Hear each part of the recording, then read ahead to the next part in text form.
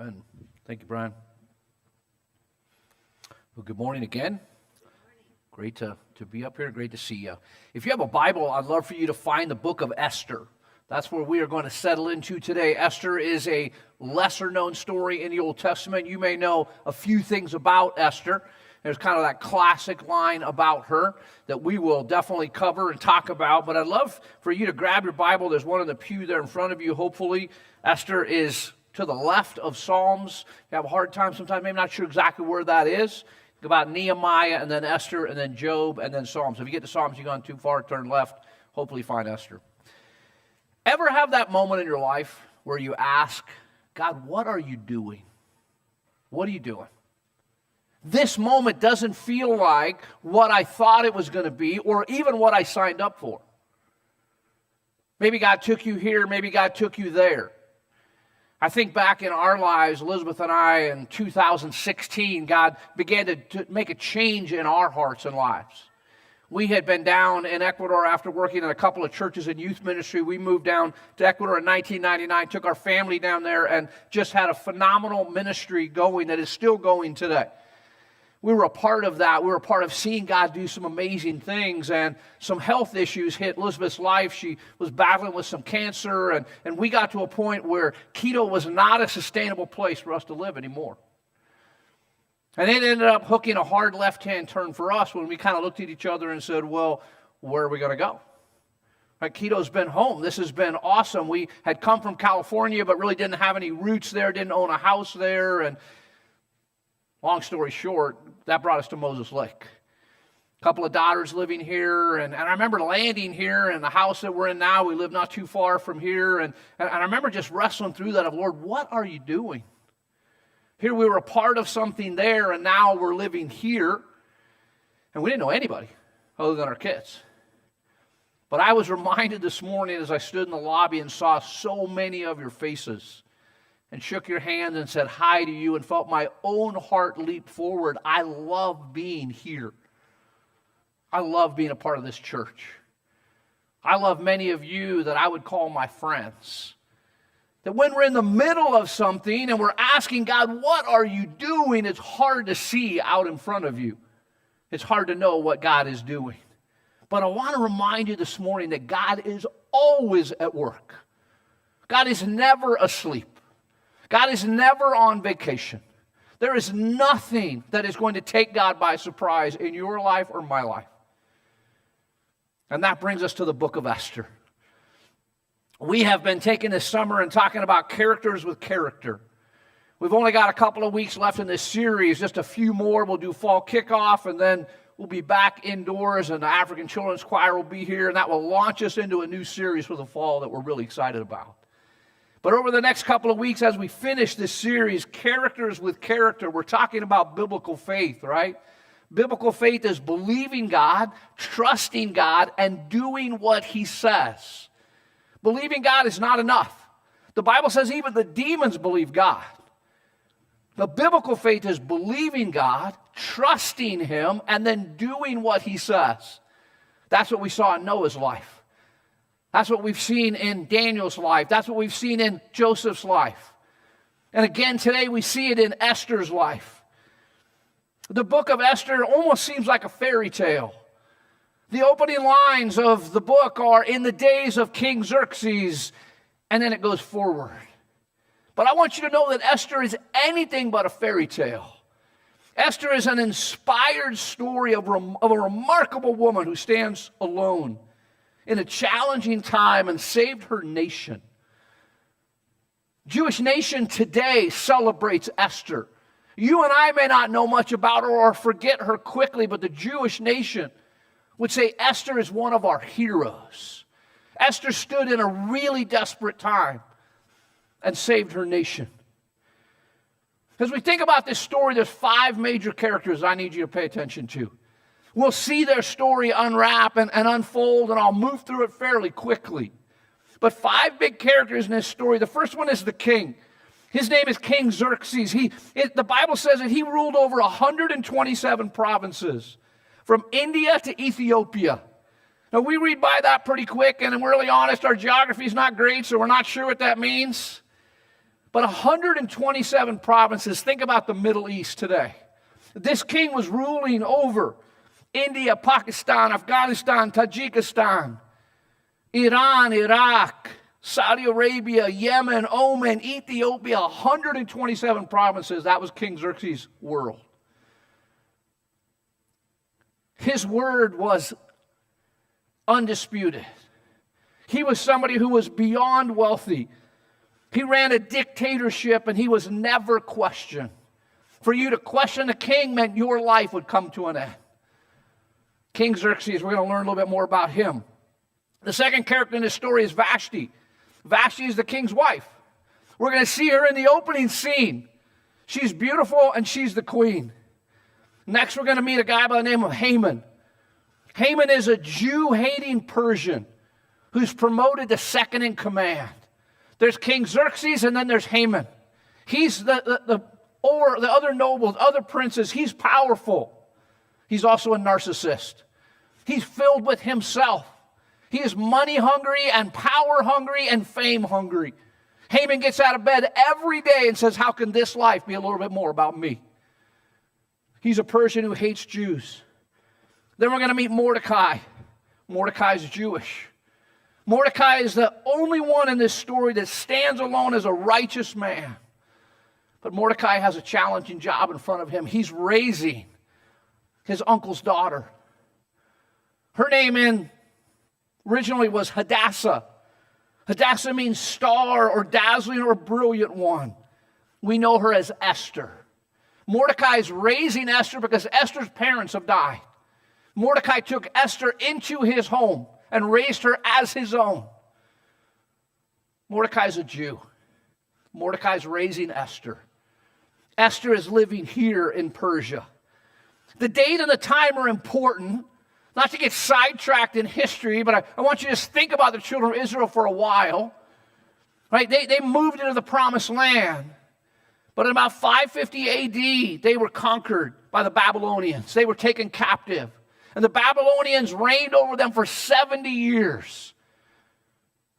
And then the Medes and the Persians came in.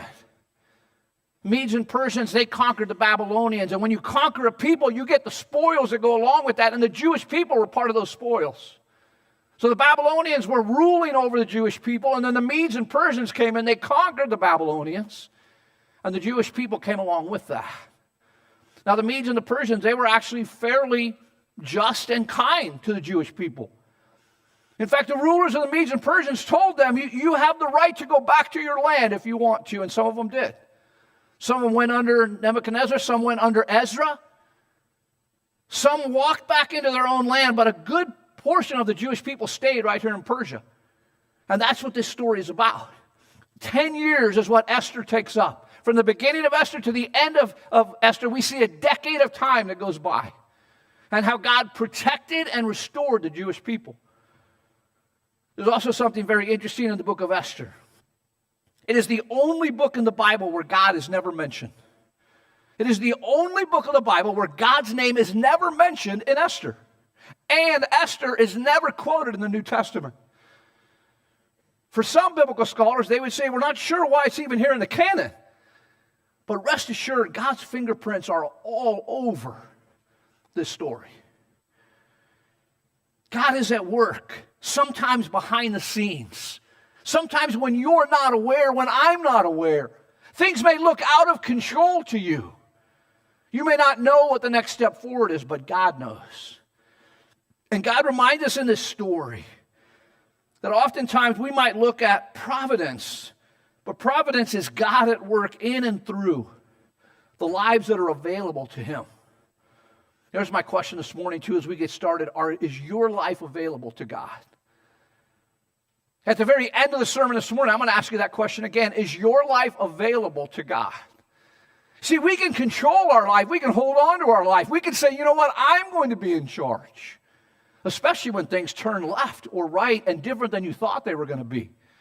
Oh, God, I'm willing to give it all to you when things are awesome, but when things get difficult, I'll take over now.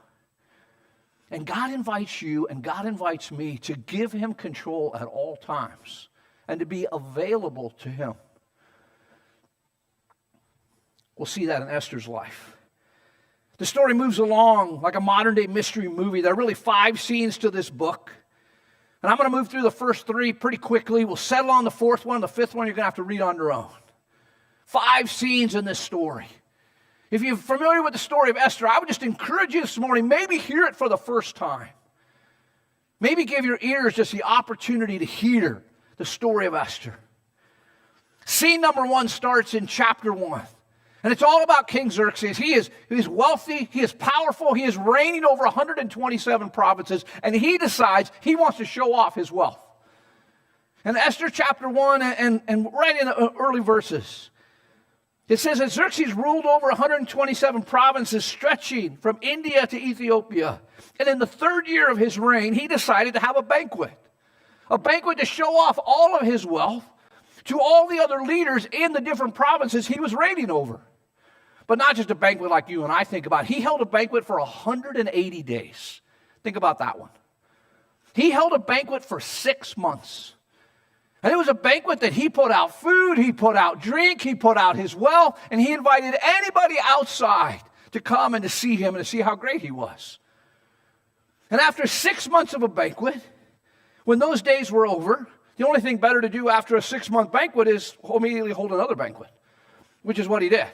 Now, this one wasn't for the outside people. This was for the inside people, the people that lived right there in the city where he was, the capital city. And this one wasn't 6 months. The Bible says it lasted 7 days.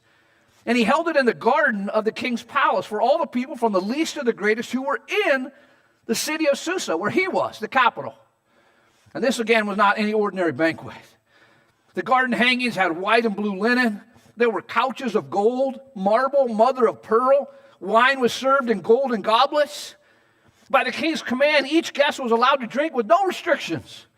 For the king instructed all the wine stewards to serve everyone as much as he wanted. You want to come to King Xerxes' party, you can drink as much as you want. They're going to show up and they're going to serve you out of gold goblets. You're going to see this guy and you're going to see how incredible his wealth is.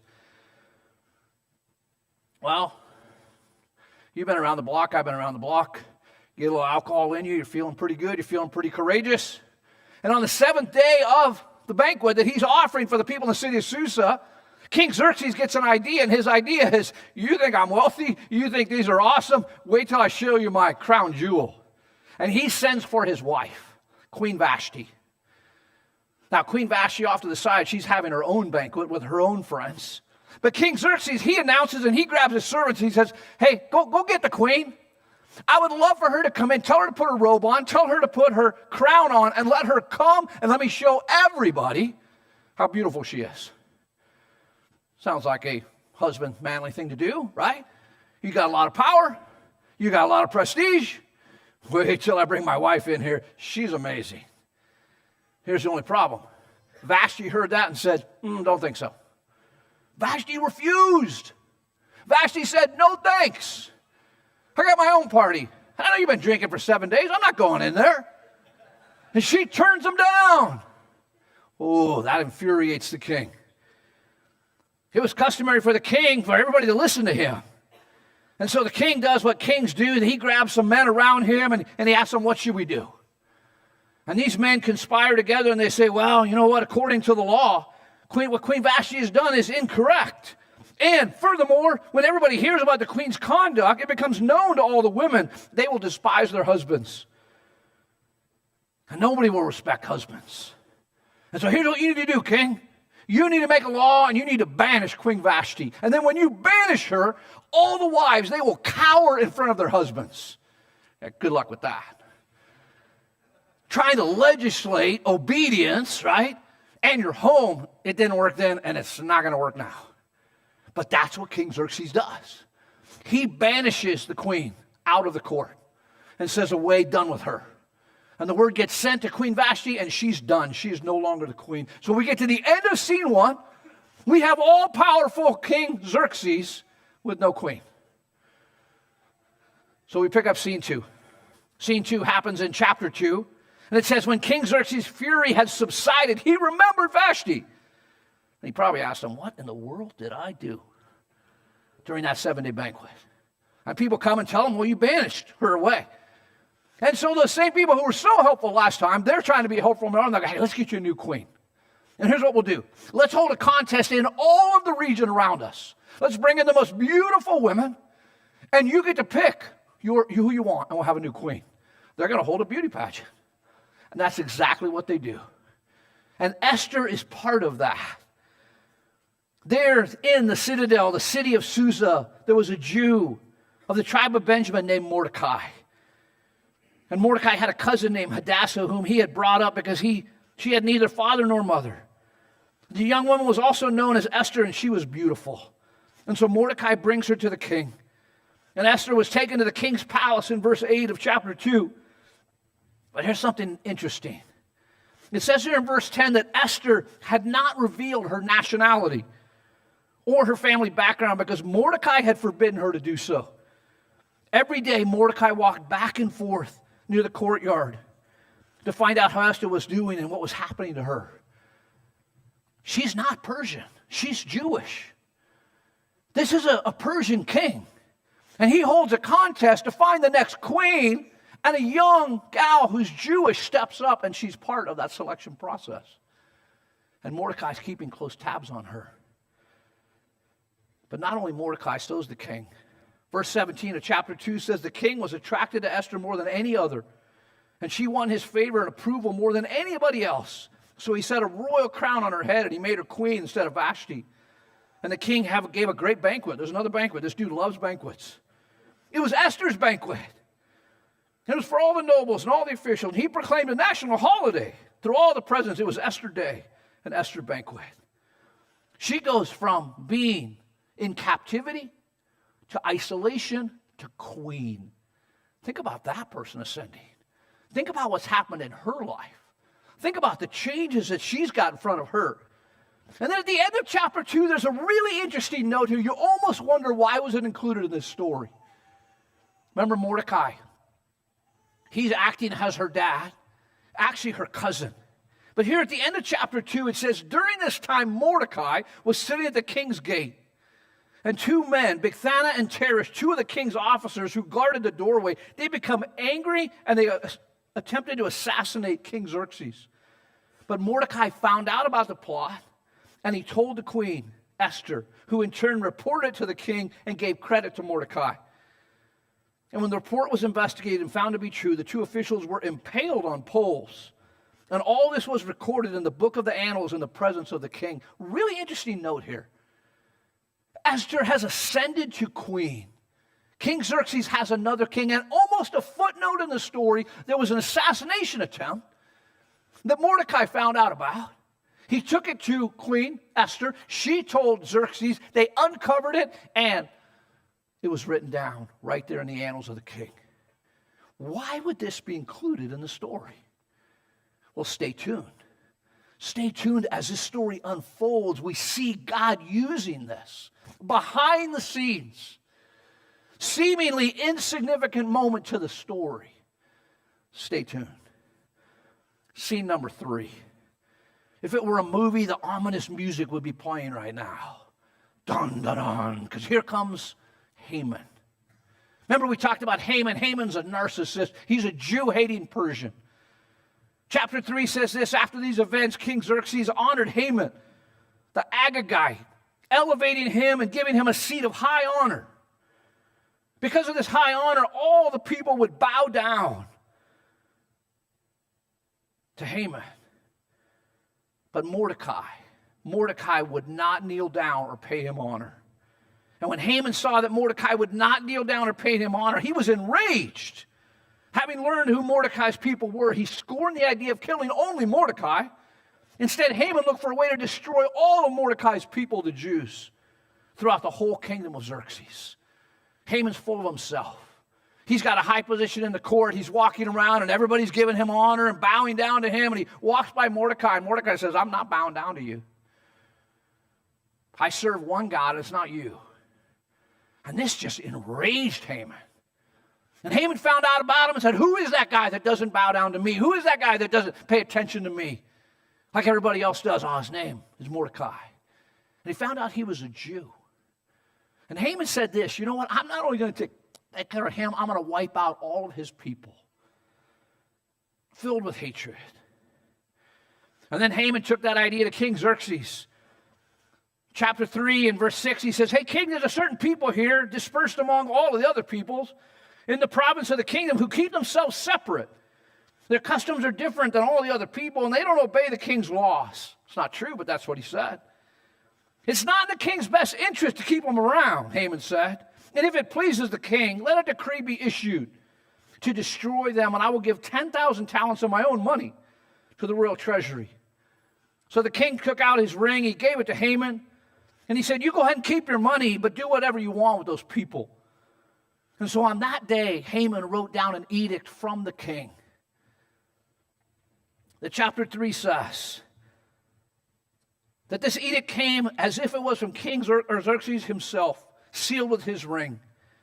And it was sent out by couriers to all the provinces within Xerxes' kingdom to destroy, kill, and annihilate all the Jews, young and old, women and children, on the 13th day of the 12th month. We get to the end of scene 3. Xerxes is king. Esther is queen. Haman is full of hatred for not just Mordecai, but the Jewish people. And Haman has gone to the king, and he's, because of his pride and his arrogance, he's hatched a plan to kill not only Mordecai, but to kill all of the Jewish people. And we get to scene 4. And we begin to see God is at work. God is at work behind the scenes.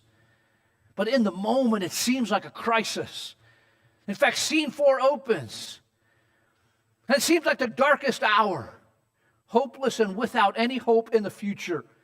And verse 1 of chapter 4 says that when Mordecai learned of all that had been done, he tore his clothes. He put on sackcloth and ashes, as did lots of other Jews in the province. Many lay in sackcloth, and many were in ashes, as the edict went out that all the Jewish people would be killed. Verse 4 says, when Esther heard about it, she sent some of her servants to find out about Mordecai. She sent clothes for him, but he refused to put on new clothes. Finally, Esther sent her specific servant, Hathach, to Mordecai and asked, why are you in mourning? What has happened? Tell me the exact reason. And so Mordecai told the servant all that had taken place from the edict and the decree. In fact, he also gave a copy of the text in verse 8 of chapter 4, that all the Jews would be annihilated. It had been published throughout the entire region, and he showed it to Esther and explained it to her. And he told her, Mordecai told her, go into the king's presence and beg for mercy and plead with him for all the Jewish people. Mordecai in this moment says, you know what? We got a problem. We have a crisis. And you need to go into the king. And you need to beg and plead for the people. But Esther sends back a response, and here's her response. She tells Hathach to go back and tell Mordecai, hey, I hear you, but I want to remind you that you can't just walk into the king's presence. In fact, anyone who approaches the king in the inner court without being summoned by the king, there's but one law, and that person will be put to death. And furthermore, it's been 30 days, a whole month has passed until the king has called me in, Esther said. Here's the deal, Mordecai. I know this is crisis. I know this is difficult.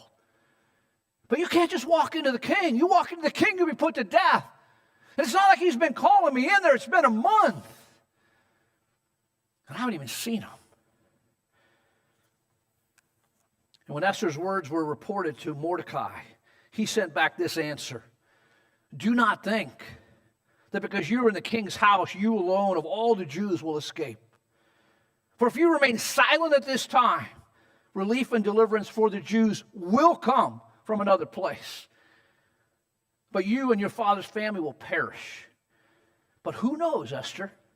Who knows but that you have come to your royal position for such a time as this? This was a crossroads moment. This was a crossroads moment for Mordecai and for Esther. That moment where you come to a point in time where you don't know what to do. We've talked about that verse in Jeremiah 6:16, where Jeremiah instructs us as followers of God to stand at the crossroads, to stop and to pause, and to inquire, what is the ancient path? What is the godly path? and then to walk in it and to be obedient to what God says. And over and over and over through the history of time, men and women have come to crossroads moments. You and I come to crossroads moments, and we have a choice to make. Am I going to lean on my own understanding? Or am I going to stop in this moment?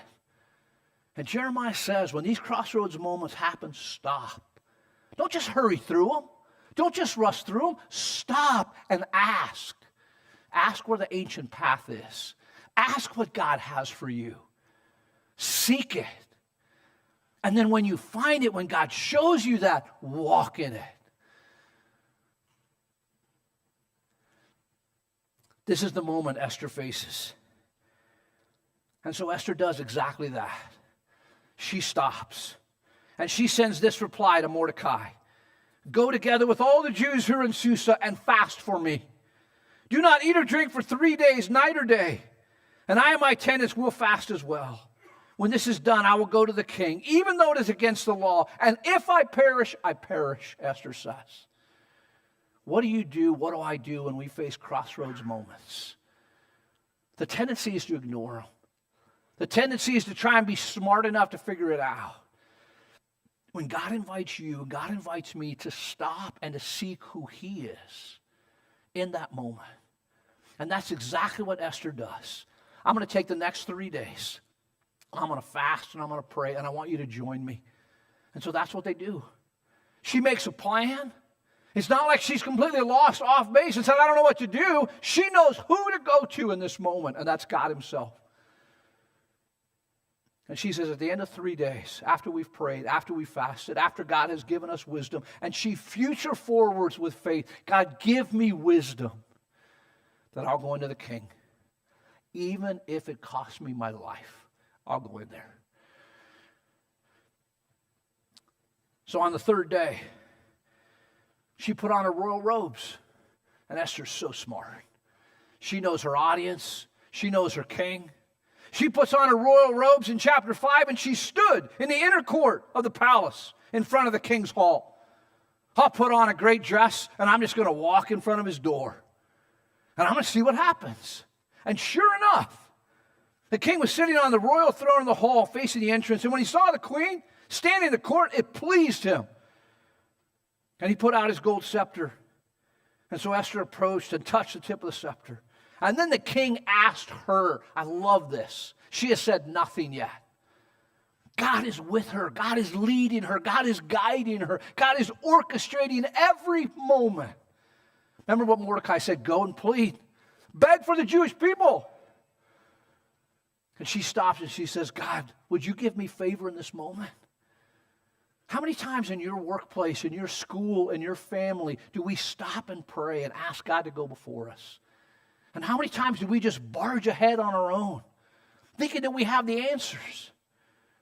Esther says, God, you're the one who has the answers. And so she stands in front of the king, and the king asks her, Queen Esther, what is your request? Even up to half the kingdom will be given to you. What do you want? What can I do for you? He just tees it up for her. But she stops. A little suspense follows. She knows her king. She knows her audience. And so she said, if it pleases the king, replied Esther, let the king together with Haman come today to a banquet I've prepared for him. She knows her guy. This dude loves banquets. And so she said, I've got a banquet prepared for you. And if anything pleases you, I'm here. Could you please come to my banquet? And why don't you bring Haman? Bring Haman at once, the king said, that we may go and do what Esther asked. And so the king and Haman went to the banquet Esther had prepared. And as they were drinking wine, the king called out to Esther, now what is your petition? Tell me, even up to half the kingdom will be granted. And finally, Esther in verse 7 says, this is my petition and this is my request. If the king regards me with any favor and it pleases the king to grant my petition, fulfill my request, let the king and Haman come tomorrow to another banquet. The only thing better than one banquet is two banquets. And then I will answer his question. And so that's what they do. They go and they have a fantastic banquet. The banquet's coming to a close. And Esther says, I got another one for you tomorrow. And the king says, I can't wait. And Haman says, I can't wait. Remember, Haman's a narcissist. He's full of himself. Esther chapter 5, verse 9 says, Haman went away that day in high spirits. In fact, when he saw Mordecai at the king's gate and observed that he neither rose nor showed fear in his presence, he was filled with rage against Mordecai. Nevertheless, Haman restrained himself and went home. He goes home, and as he gets home, he calls all his friends and his wife. And verse 11 says, Haman boasted to them about his vast wealth, his many sons, all the things the king had honored him, how he had elevated himself in the kingdom. And that's not all, Haman says. I'm the only person that Queen Esther invited to accompany the king to not just one banquet, but 2 banquets. And I'm invited tomorrow. But this gives me no satisfaction as long as I see that Jew Mordecai sitting at the king's gate. Even in the midst of feeling so good, he's filled with hatred. And then his wife looks at him and says, hey, I got an idea. Why don't you have a pole set up reaching 75 feet and ask the king tomorrow to have Mordecai impaled on it? And then after the banquet, you and the king can enjoy yourself. And this suggestion delighted Haman. Haman, full of himself, has no idea how this is going to turn out. But that's what narcissism does. That's when you and I turn in on ourselves and we worship ourselves instead of God himself. You're filled with yourself. You think about yourself. You think about how to promote yourself, how to elevate your own position. God's word calls us to humble ourselves before God, and he will lift you up. How you doing walking humbly as opposed to walking around full of yourself? Haman is in this moment full of himself. And look what God is doing. They've gone to one banquet. They've got another one scheduled tomorrow. Haman has just conspired with his wife. Let's build this death trap for Mordecai. Can't wait for that. But that night, chapter 6, the king could not sleep. And so he ordered the book of the Chronicles to be read. I don't know what you would do when you have insomnia, but apparently this king says, when I can't sleep, would somebody please bring out history lessons for me? That'll put me to sleep, I'm sure. And so it was found and it was read to him.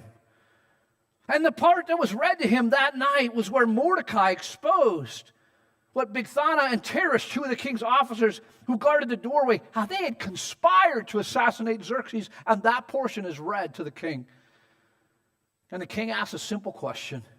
Hey, what honor and recognition has Mordecai received for this? How did we honor Mordecai? I could have been dead except for him. How did we honor him? And the answer is given back. We've done nothing for him, okay? And the king says, that's not right. We should do something. What should be done for this man? In fact, he says, who's here that could help me brainstorm this? As on cue, Haman showed up that next morning. And the king asked, who's in the court? And the attendant said, well, Haman is here. And so the king asked Haman, there's an outstanding man in our kingdom. What should be done for that man to honor him for who the king delights? Now Haman thought to himself in verse 6, who is there the king would rather honor than me? Man, Haman's just strutting around like a peacock right now.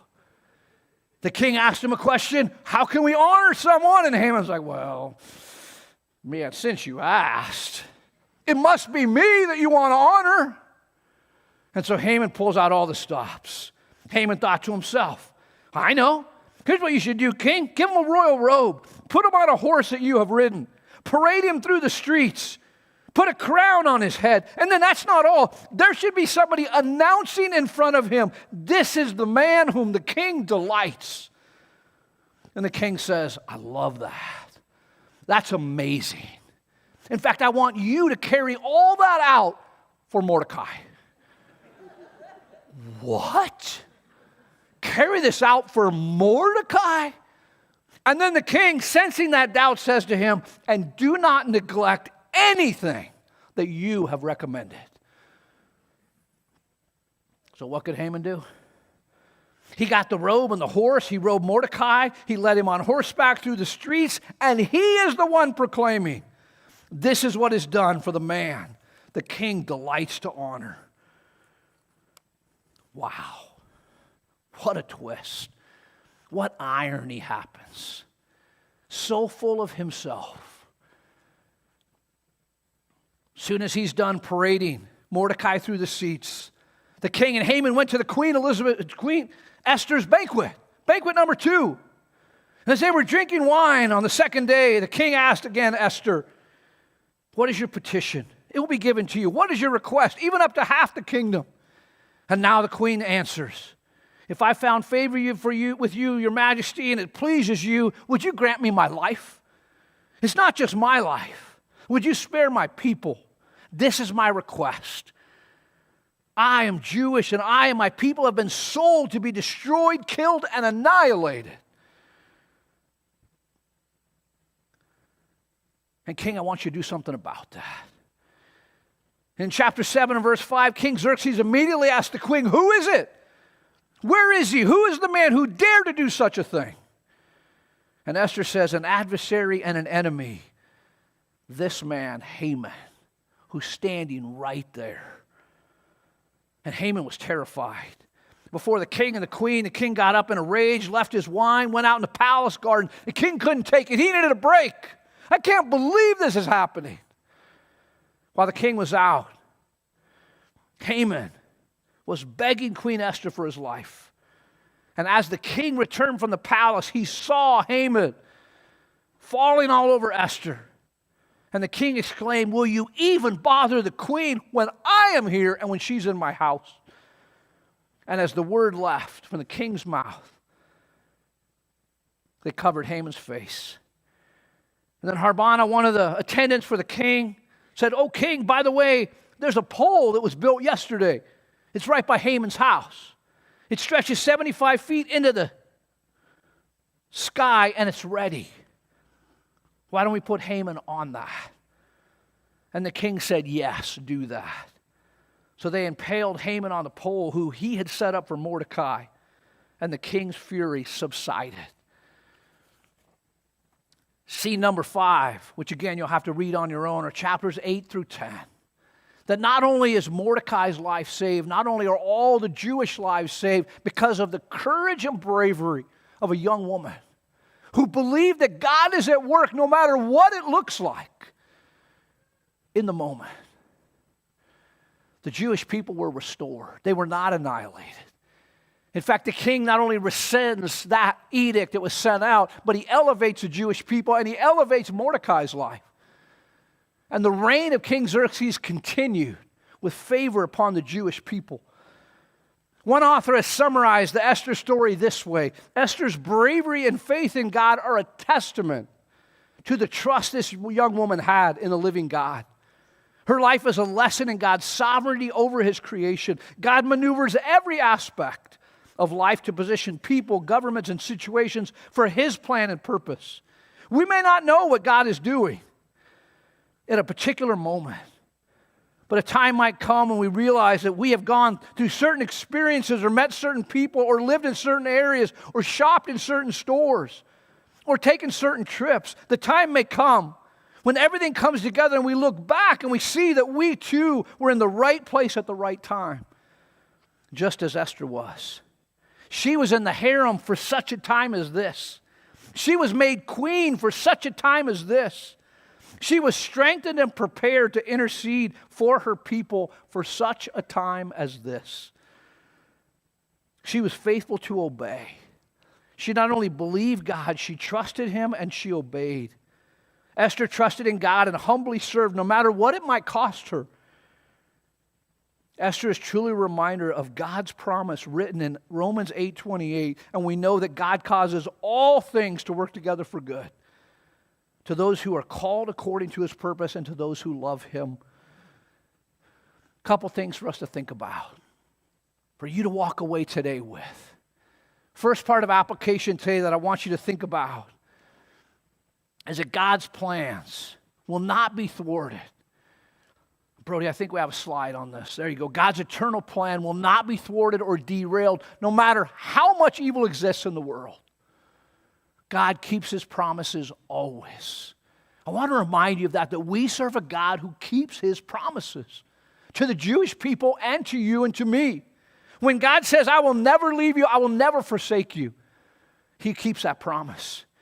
When God said, "I will not leave you as orphans, but I call you my friends," He keeps that promise.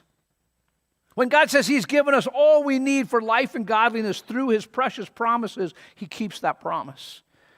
When God says, I've come to give you life and give it to you abundantly, better than you can imagine it yourself, He keeps that promise. When God says, if I go away, I will return so that where I am, you may be there with me, God will keep that promise. I don't know what this moment is for you in your life right now. Whether you're enjoying your walk with God or you're wondering, God, what are you doing? We serve a God who is faithful at keeping His promises. And the book of Esther reminds us of that that's who God is. He will not be derailed by evil in this world. And we might look around and see that evil is at an all-time high, and evil is definitely in this world. But that's not thwarting or derailing God's plan. In the darkest moment of this story, Esther and Mordecai knew that God sees me and God hears me. And God has a plan. The second thing I want you to think about this morning was that Esther was available. She persevered through her own fear. She could have been paralyzed in this moment and said, I don't know what to do, and if I go in, and all the things that she could negative forecast. But she stopped and she said, you know what, I'm going to pray. I want you to pray with me. 3 days, we're going to fast, and then I'm going into the king, and if I perish, I perish. She persevered through her own fear, even the risk to her life. You see, courage is not the absence of fear.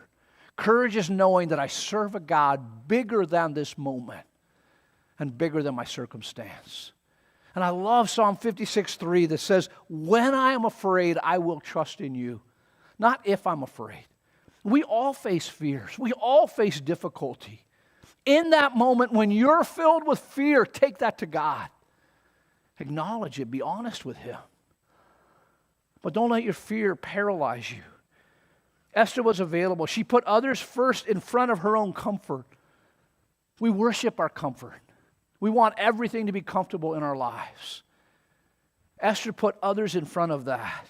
Esther was wise in how she acted and reacted. I love that she took time to pray. I love that she put on a dress and walked in front of the king's door.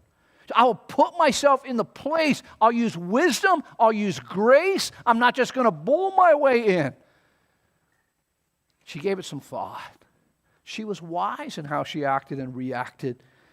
And finally, God rewarded Esther's courage with a life lived well. You know, I'm convinced that we want to live our lives well. We want our lives to matter. We want God to be at work in us and through us. And that's what God wants too. But you and I have got to make ourselves available to God. He has a kingdom. He has a plan. It is advancing. Remember what Mordecai said? Esther, you can be part of that, or you can shrink away. God's plan is going to move forward. Mordecai invited Esther into a life lived well. God is inviting you into the same thing.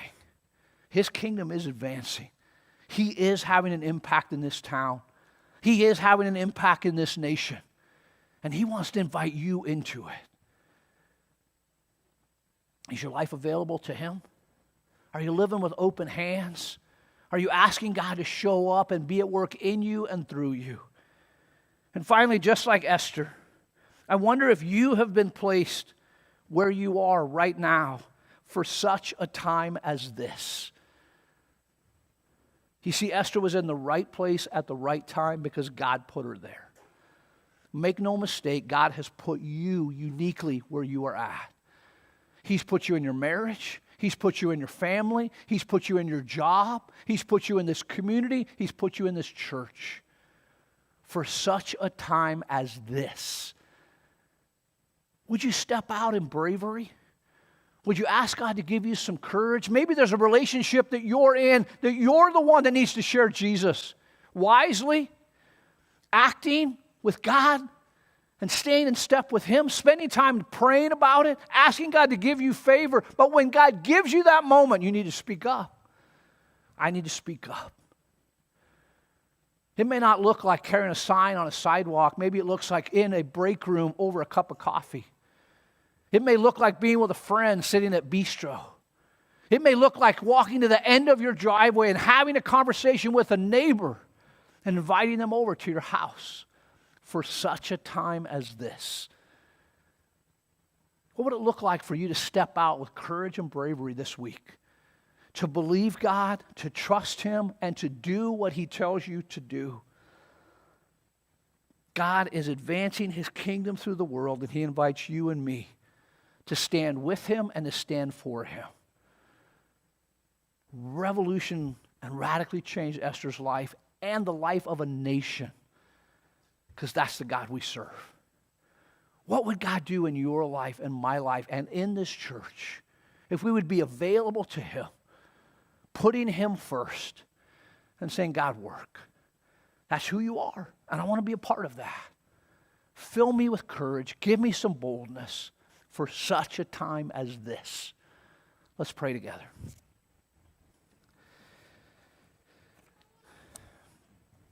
God, thank you that the way that you worked then is how you work now. Thank you that we can look at some of these characters with character and we can see the lives of Esther and Mordecai and others who stood boldly for you. Lord, I thank you for the men and women, families, marriages, neighborhoods represented in this room, the places of employment and school, friendships. Lord, I pray that you would fill us with boldness today, this week. Remind us that we serve the God of the universe. Lord, in those moments of fear and uncertainty, would you give us the courage to turn to you? Thank you that just like you were with Esther, you are with us. The same way you gave her wisdom, you'll give us wisdom. The same way you moved then, you want to move now. So I pray, Lord, that you would give us a sense of purpose and meaning and even urgency that we are living for such a time as this. We love you. In Jesus' name, amen.